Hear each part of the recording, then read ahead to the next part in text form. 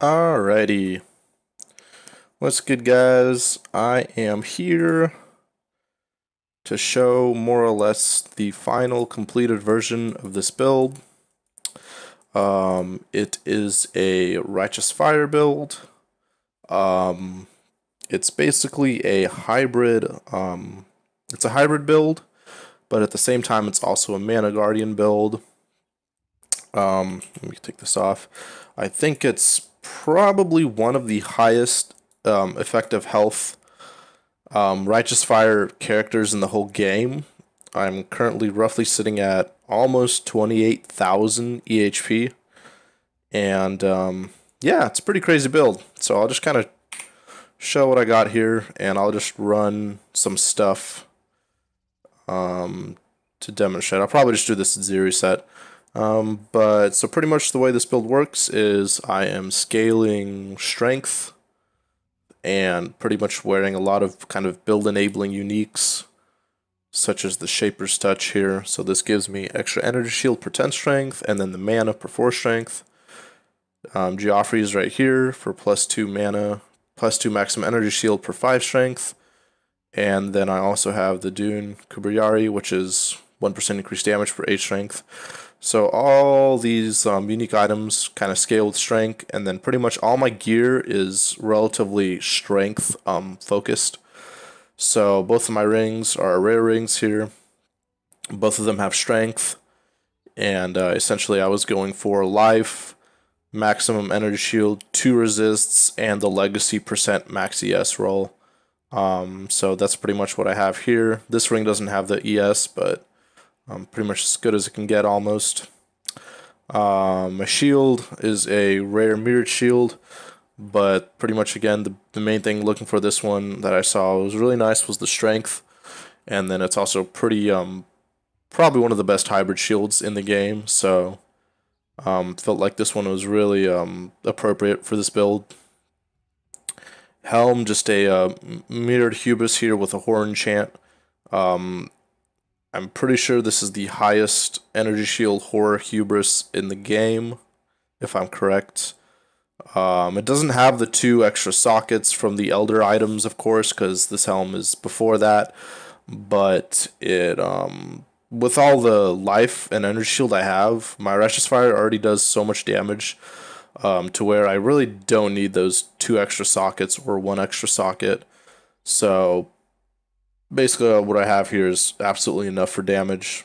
I run item quantity usually while I'm mapping, but for bosses I just switch it out to burning damage. So yeah, Shaper's Touch, Geoffrey's, the 2 rare pieces here. Not surprising since I'm hybrid, using a Presence of Chayula. This gives us the stun immunity, a heap of chaos resistance, and max life converted to energy shield. This actually gives us a decent amount of effective health, because right now I'm sitting at about 25k, but with this amulet I actually go up to almost 28k. So it's quite nice there. Couple other pieces, Alberon's Warpath. Pretty much the only reason wearing these boots is for the 18% increased strength. That's basically the only reason we have these boots, is for that. They also have some chaos resistance and movement speeds. That's quite nice as well there. But essentially just for the strength, percentage of strength. The final thing I'm using here is this belt. I crafted this belt myself. Pretty much in terms of any strength scaling build, this belt has the most strength of any belt in the game, since it has the 35 implicit, the 54, or I guess go up to 55 on the suffix, and then it also has a 12% increased attributes from the Elder roll. So I had 2 different heavy belts before this, but then once this Elder roll came out, I definitely knew I needed to get my hands on one of these belts. So I crafted this one myself. I think it costed me around 115 exalts, but it was definitely well worth the price for this build to get this kind of belt here. So I'm roughly sitting at 1300 strength. So again, my energy shield is at roughly 23,000. My life is at about 4,800. My mana's at 3,500. I'm reserving most of my mana, just barely enough to cast Scorching Ray, Shield Charge, and Orb of Storms. One minor problem is I actually don't have enough mana to cast my Summon Stone Golem. So if it does die, I unfortunately have to do an annoying thing of removing my Clarity, recasting my Golem, and then equipping my Clarity again, which is a little annoying, but I guess that's what I kind of have to do. So I just leave these here. Other than that, though, let's move on to the skill tree. I'm surprised that a lot of people don't use this build more for Righteous Fire. I feel like this build is very underrated in terms of RF, because most people just go the life route with the combs and the 2 combs ways because of Uberdan and Ziz making that build super popular. And then, or people go the low life route because low life is low life and it's amazing apparently. But I feel like this version of RF is definitely one of the most underrated versions. It does happen to be quite expensive to get to the really extreme ends, but I feel like it's definitely quite nice. So it's pretty much it's a pretty standard Mana Guardian tree. To some extent, Mana Guardian / RF. So pretty much what I'm doing here is getting all the regen here. I do mix in some life nodes, so I do get things like Constitution and Discipline and Training, just because it's pretty good. 4 points for a lot of life, so I felt those were quite nice for just 4 points. But pretty much the main thing here is I really spec'd into... This build really revolves around a lot of jewels as well. So pretty much what I'm doing here is I'm running 4 efficient trainings. And this is where I'm getting a heap of my strength from. So just from these 4 jewels alone, I'm practically getting 100 strength, flat strength. But then I'm also converting all these intelligence nodes. So with each of these jewels, I'm gaining a lot of strength. So this one's 50. So this jewel right here is about 75 strength. This one is like 55 and yada yada. So it goes on. I have 4 of these here. And keep in mind, I actually do have a lot of things that scale my attributes. So when I gain like 10 strength, I don't actually gain 10 strength. I gain more like 15 strength. So that's also why I have so much. And then I use other things like the Prismatic or Emperor's Mastery. So pretty much just using this for the 7% increased attributes. Also running Emperor's Might for the 6% increased strength, and the damage roll is also pretty nice. And then I'm just running a Watcher's Eye here. If I had one thing left to upgrade, it definitely would be a better Watcher's Eye. If I could, I would probably have a Watcher's Eye that has the mana as Clarity, but also that either has the percent ES regen with Discipline, or the quicker recovery rate with Discipline. So either of those would definitely be a huge upgrade, but unfortunately those jewels run for like 400 to 500 exalts, and I just do not have that kind of money for that jewel. I'm actually pretty much broke. So yeah, just don't have that kind of money, so just running this one. So the other mod, this Vitality mod, isn't useless, but definitely some room for upgrade in this jewel. But again, it's kind of one of those min-max things where it just costs a very ridiculous amount of exalts. So it's pretty much the build. Just getting a lot of energy shield, getting the regen, also picking up the physique and the might here for more strength. The alacrity I just used because I'm pretty much pretty starved for dex with this build, so that's why I have that there. Quite nice. So yeah, overall that's pretty much the build.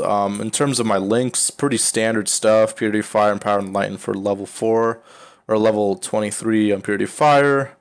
Just running the Vitality Discipline there. I'm using the Summon Lightning Golem because of my helm, because it gives me a lot of attack and cast speed. I have a 6-link Scorching Ray, Efficacy, Control Destruction, Burning Damage, Ellie Focus, and Iron Will. Iron Will because I just have so much strength, so this Iron Will actually gives me a quite a huge damage boost, so that's quite nice as well there. Other than that, it's just Enduring Cry, Orb of Storms there, increased crit, the Clarity, Enduring Cry. I do use Prey of Glory instead of Bastion of Hope, just because I have a Legacy Rumies that's perfect. So Bastion of Hope really doesn't give me too much, so I instead use Prayer of Glory for some extra clear speed.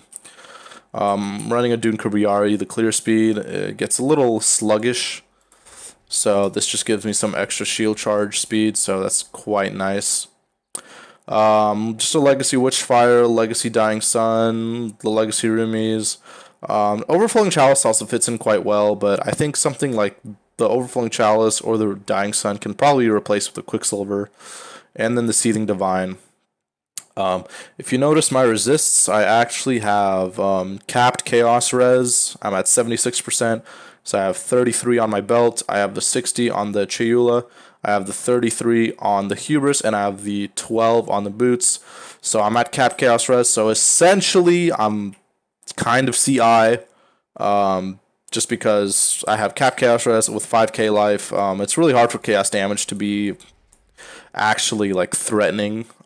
So it's not too big of a deal. So instead, using something like this instead of a Shavs, because this just gives me so much more energy shield, and it saves me a lot of points, and I get the +1 max res. This Joffrey's is actually, if you factor in my strength, I think this Joffrey's is actually somewhere around 820 energy shield. So it's actually quite nice. I actually don't think even a Legacy Val Regalia beats this in terms of all the things it has, because it saves me 2 points for Zealot's Oath. It also has +1 max res, 820 ES, 60 life, 18 all res. I don't think a Val Regalia, even a Legacy one, a perfect mirrored Legacy one, can really beat that. So yeah, quite nice. The one weakness to this build I think I currently have is that my regen isn't that high. So you could see my energy shield regen per second when I'm moving around is roughly 3,300. And it goes all the way up to about 10,000 with the time of need buff from the Ascendancy. So talking about this guy right here. Oh, Radiant Faith. Or not Radiant Faith. No, just Time of Need. Time of Need, yeah. Time of Need right here. So every 5 seconds, 30% of maximum life regen over 1 second. So, whoops. That actually, that gives me a lot of survivability. But this number is a little inflated because, again, my energy shield is very high. So you have to keep in mind that even though my regen seems quite crazy, you also have to remember that the Righteous Fire deals percentage-based energy shield and life. So I also degen a lot more than like a standard 8 to 10k ES or life Righteous Fire build would. So even though this is, you know, quite high, my net regeneration is actually not that much. My net regeneration is roughly 600 right now. And that's something that could use some improvements on, because to give you an idea, Ziz's build with the Combsar and the 2 Combs ways that really relies on life regen, his net life regen, I checked on POB, is roughly 1800. So his life regen is actually about 3 times higher than mine. So that's just something to keep in mind. So this build, definitely life regen isn't its main defense. For this build, it's just the sheer amount of life and ES that I have. So I'll just run an Uber Atziri here, because, you know, just to show some endgame content. Unfortunately, I don't have an Uber Elder going here. Maybe at some point I'll record an Uber Elder kill, but I'll just do this Uber Atziri for now. So keep in mind I'm just on a 3-link here, just Conk Effect, Ellie Focus, and RF. The item quant, I guess, oops, doesn't really count. So, I could always switch it for burning damage, but again, it's not too big of a deal. So again, as you could see, I'm just standing and taking all these Vaals, and as you could see, the damage is you know, quite manageable, especially if I'm actually moving around and such. The Chaos Res really isn't much of a problem, or the Chaos damage, I mean. I occasionally just have to kind of pop my life flask just to make sure I get topped up, but it's definitely not Chaos Res really isn't much of a problem for this build.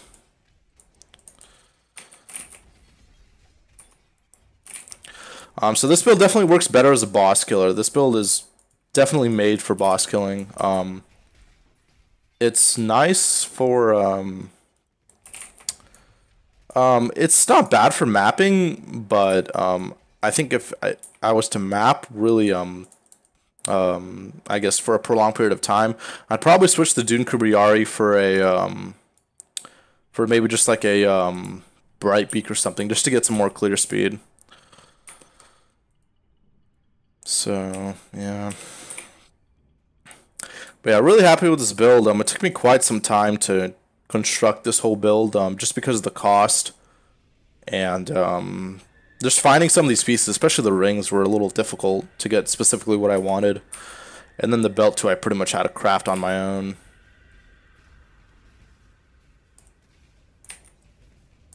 So I'll just enrage the other one here, because why not?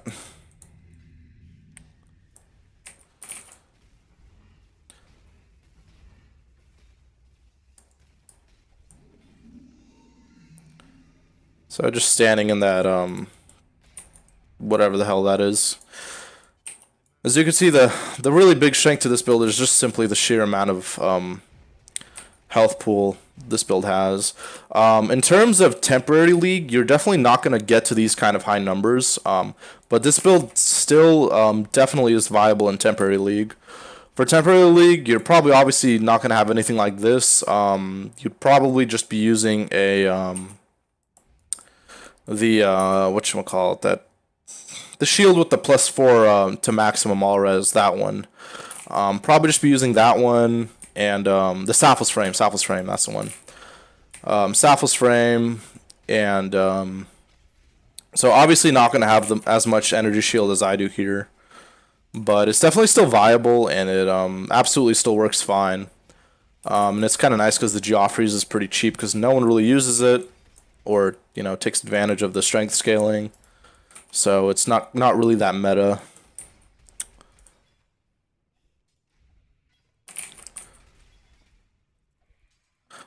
I do have another video that actually where I have going through this Uber Atziri, but then I also do a Chayula run, and I'll just tank all this right now.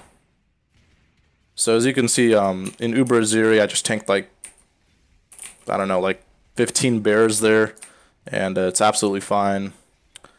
So yeah, just having the 28k health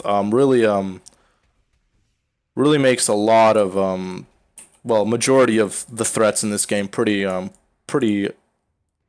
insubstantial or unsubstantial. I'll just kind of chill around here. Yeah, that rain definitely still hurts a little bit. But as you can see, I could just sit here in front of all these guys and just tank all this stuff. It's really not too bad. If you can notice, I'm standing in the black crap too, so it also doesn't really do too much. All right. So yeah, pretty fun build to make if you're on standard with a lot of currency to spend. And again, still a really good temporary league build for RF that I think is, vastly underrated.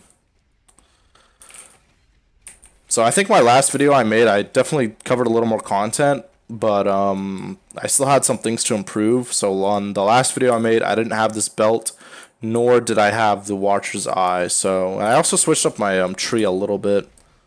But pretty much this is essentially the end game final version of this build, besides that one mod that I'm missing on the Watcher's Eye, but I don't think I'm going to worry about that too much.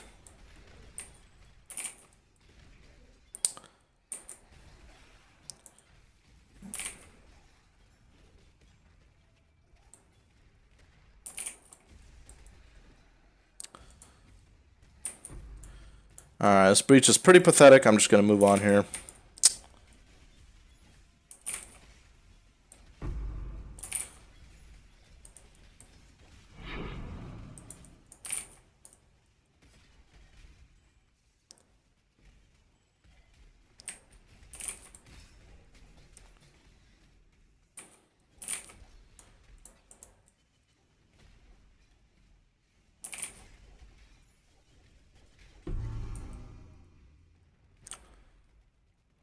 Alright, let's just finish off with Atziri here. I'll probably play a little more reckless just so could show the tankiness of this build. So I'll probably try to stand in some stuff that I probably shouldn't stand in. So that was a couple spears right there, nothing too bad.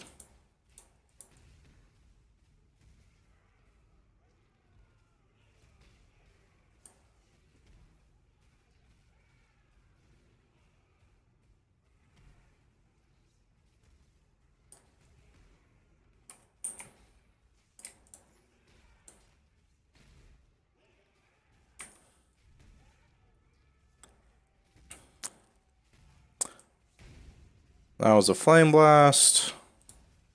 Let's see. Yep.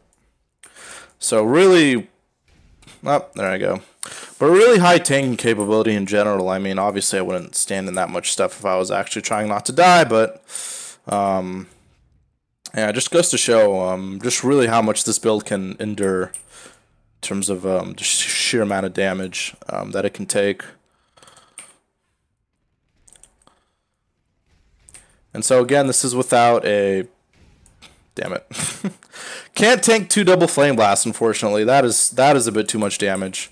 I think I actually remember seeing a video of somebody tanking 2 double flame blasts, and I believe you need around 80,000 energy shields, so this build definitely isn't to that caliber, but can definitely tank majority of the hits in this game. Alright.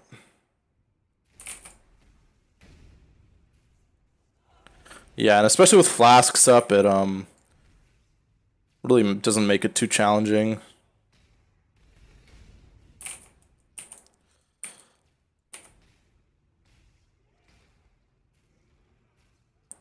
Obviously, if I was actually trying to to not die, I wouldn't die here, but yeah. Just trying to show how this build takes some damage.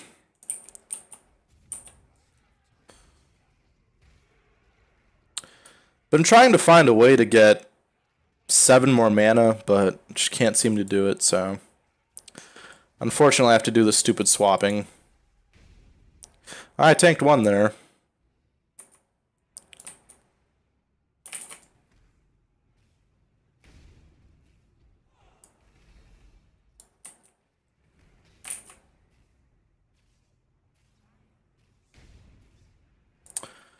Happened to block that one with my 20% spell block.